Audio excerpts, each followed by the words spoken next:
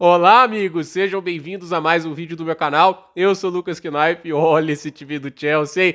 Que amistoso bonito que fez contra o Bayer Leverkusen. É o time londrino ganhando bastantes níveis de empolgação, principalmente com o Estevão, que estreia dele. É um gol muito participativo no jogo. É até interessante comentar sobre o Estevão, porque jogou em duas posições, as duas posições que ele foi muito comentado que poderia atuar. Ponta pelo lado direito, onde eu acho que ele foi extremamente bem. No número 10 ali, eu acho assim, é o desejo dele jogar ali, mas acho que ele é melhor pra ponta direita, né? As características dele são quase todas pra ponta, e a verdade é que é a primeira atuação dele também em 10 e muito tempo, talvez com o tempo ele melhore, né? Tipo, a história do Estevão é que ele jogou de ponta direita o tempo todo que esteve no Palmeiras, e estreou ali nesse lado também pelo Chelsea, já conseguindo bons níveis de desempenho. Ele tem qualidade para jogar de 10, etc, né? Mas eu acho que assim, vai demorar um tempo até ele se acostumar a essa função. E eu não sei se o Chelsea vê ele realmente para ser o 10 da equipe. O teste aconteceu, mas é aquele negócio, se vem um Xavi Simons, você já tem o Palmer para jogar de 10, etc. Sei não, né? Tipo, se o Estevão vai ser realmente o cara que entra na rotação de 10, inclusive acho que é mais fácil ele ganhar a posição do Pedro Neto, que é ótimo jogador também, do que ele ganhar de um Palmer ou, por acaso, se também se vier o Xavi Simons. Mas assim, para imaginar, né, o ataque do Chelsea hoje jogou muito bem. Tem bandeiras vermelhas, acho que o Liam Delap não foi bem na partida. É uma peça que veio também para a posição do centroavante, não ofereceu muito perigo. Talvez em jogos de características diferentes ele apareça mais, né? Mas não ganhou os duelos contra os zagueiros, não conseguiu criar uma grande chance, né? E eu acho que isso é problemático. Mas, por outro lado, o Chelsea tem o João Pedro que marca ali no segundo tempo, né?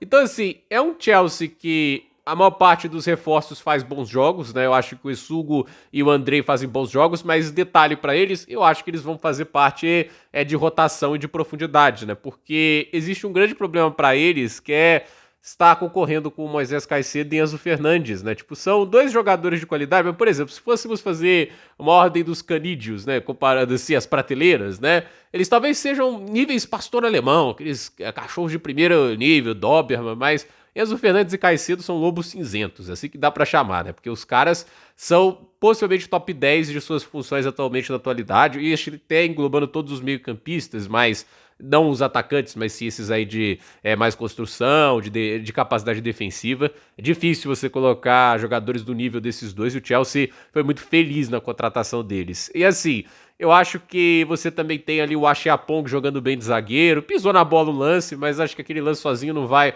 apagar uma atuação sólida que ele teve, e é importante, né, porque ele sendo capaz de jogar de zagueiro, ele mostra ao Chelsea que talvez não precise dar um panic buy na janela de transferências para um jogador da defesa, já que o Levi Cole tá machucado, mas assim, o Chelsea jogou bem, o Chelsea jogou de maneira bem organizada. Eu gostei de como o Estevão já teve, tipo assim, um entrosamento rápido com a equipe. Jogador diferenciado é assim. E a verdade é, né? Tipo, muita gente falou, nossa, o Chelsea vendeu o Madueke, etc, que tem um potencial. Eu acho que batalha de potencial é um abismo, né, entre o inglês e o brasileiro. Inclusive, até discutível quem é o melhor jogador agora, no presente, né? Eu acho que se eu tivesse que escolher um, é o Estevão, né? 18 anos de idade, e a gente vê que tem uma coisa que eu adoro do Estevão, né? E é uma coisa que pra mim é o maior problema da carreira do João Félix, né? Os dribles, tudo isso tem propósito. Ele não tá ali enfeitando jogada porque ele quer parecer bonito, fazer highlight pro Twitter, porque sempre que eu vejo o João Félix parece isso, parece que ele tá jogando pra fazer highlight de rede social. O Estevão tem propósito, os dribles dele quase sempre progredindo dentro de campo, limpando a marcação, abrindo espaço para os outros jogadores, e a gente vê que a comunicação dele com os outros jogadores foi bem efetiva. Então, eu achei bem legal. E o Chelsea tem peças aí no ataque muito legais também, como é o caso do Jamie Gittens, né? O Jamie Gittens, né?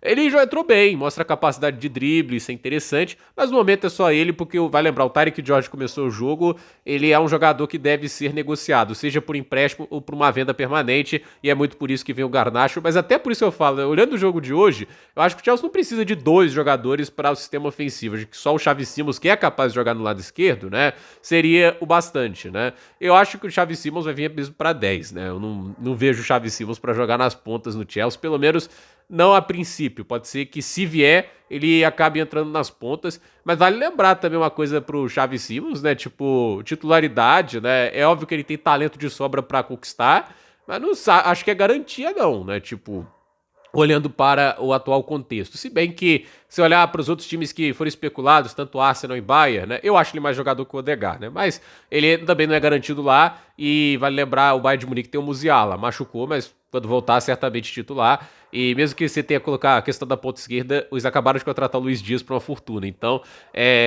assim, o Xavi Simons indo para o Chelsea, vai para um ambiente muito competitivo, de um time que parece que vai ser competitivo na Premier League, na Champions. Não acho que assim, é cedo ainda para cravar que vai disputar o título, porque é apenas um amistoso contra um Leverkusen que começa com o Erik ten Hag. Eu acho que é cedo criticar o cara que tá tentando mudar a fórmula de jogo, mudar o esquema, que ele não tem a metodologia parecida com o Xabi Alonso. E é o esquema, como eu disse aqui, perdeu o Jonathan Tah, perdeu o Frimpong, perdeu o Wirtz, perdeu muitos pilares dessa equipe, né? Tipo, é uma equipe que enfraqueceu bastante. E assim, tem bons jogadores ainda, Boniface, tem também o Patrick Schick, que é um cara que eu gosto bastante, né?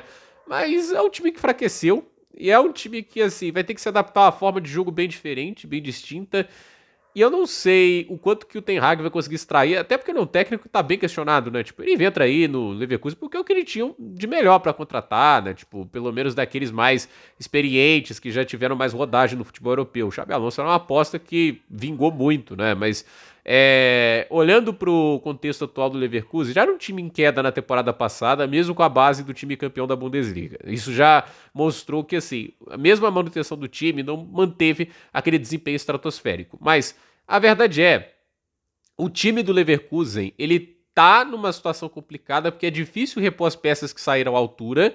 Eles perderam o Xhaka também, que é um pilar do meio campo. Então, assim, são danos grandes ao plantel da equipe. Será que eles conseguem contratar jogadores que consigam ali, pelo menos, manter o time competitivo no top 4? Porque esse tem que ser o objetivo do Leverkusen, não é disputar a Bundesliga com o Bayern. Não tem condição. Tipo, foi aquele ano, e era um Bayern desorganizado com o Thomas Tuchel, que o time acabou levando o título, não desmerecendo, obviamente, a grande campanha do Xabi Alonso, mas a questão é, agora o Bayern tá jogando melhor, tá com um elenco também bem legal, e assim, eu acho que muitos times ali, tipo, eu não vejo alguém ameaçando o Bayern nessa temporada, inclusive, né? Talvez o Dortmund, se tiver um trabalho tático brilhante, mas eu acho o elenco do Dortmund muito aquém. O Leipzig perder o Cesc e Simons, gente, não vai, né? Tipo, e o Leverkusen menos. Eu acho que a única vantagem pro Leverkusen é que vai pela segunda posição também se enfraqueceram. Resta saber quem que vai se mexer melhor na janela com o dinheiro que ganham dessas transferências, né? O Eintracht Frankfurt, para mim, pode ser uma surpresa nessa temporada. Então é isso, né? É um Chelsea que começa muito bem. O Estevão, sem dúvida nenhuma, o destaque da partida. O talento desse garoto é surreal. Numa estreia pela ponta direita fantástica. No 10 ali, interessante, mostra elementos legais. Mas eu acho que, assim, ele é mais ainda um ponta hoje, né? Pelo que ele performa melhor lá do que como 10 atualmente. Estou curioso para ver. Mas, nitidamente, é um teste longo. Ele foi um dos jogadores que mais tempo ficou dentro de campo. E, assim, é importante a gente olhar para isso, porque se o Maresca já tá fazendo esse tipo de teste, já coloca ele em duas posições diferentes, vai olhando para tudo isso, é porque ele já tem planos, né? Eu acho que isso responde até as perguntas. O quanto de tempo o Estevão terá na temporada? Eu acho impossível que o Estevão tenha ali minutos tipo Hugo Tchuco com Pochettino, entende? Madsen com Pochettino. Não acho que é isso que vai acontecer. Então, assim, é apenas pré-temporada, mas os sinais são bons. Mostra um time que claramente já tem mais de um ano de trabalho. Eu gosto que o Maresca mostra evolução tática, porque assim, o fim da temporada passada, né, não considerando o Mundial e sim o fim da Premier League, o Chelsea não estava jogando bem. O Chelsea estava jogando mal, o Chelsea teve jogos bem fracos, o jogo contra o United é aquele negócio. Tem momento de brilho do James e o gol do Cucurella, mas é um jogo ruim. O jogo contra o Nottingham Forest foi longe de ser brilhante, mas o time foi lá e conseguiu vencer, o Cole marcando o gol. Então assim, é aquele negócio. O Chelsea, ele até a fase de grupos do Mundial não estava jogando legal, o jogo estava engessado e tudo isso, mas o mata-mata pra frente, o time deu um salto de qualidade. Eu acho que existe ali um ajuste que foi muito bem sucedido, né? Porque é da água pro vinho o contraste do Chelsea, do que era no final da Premier League e também do mata-mata do Mundial, para o que foi na fase de grupos do Mundial, para o que foi no mata-mata. E parece que eles carregam bem essa herança. A verdade é que o time também não tem esfriado muito, né? Não é muito tempo que foi campeão do mundo, já tá voltando a jogar bola. E se não me engano, semana que vem já começa a Premier League. Então, gente, por esse vídeo é isso. Dúvida nos comentários, deixe seu like, se inscreva no canal, compartilhe esse vídeo e até o próximo vídeo.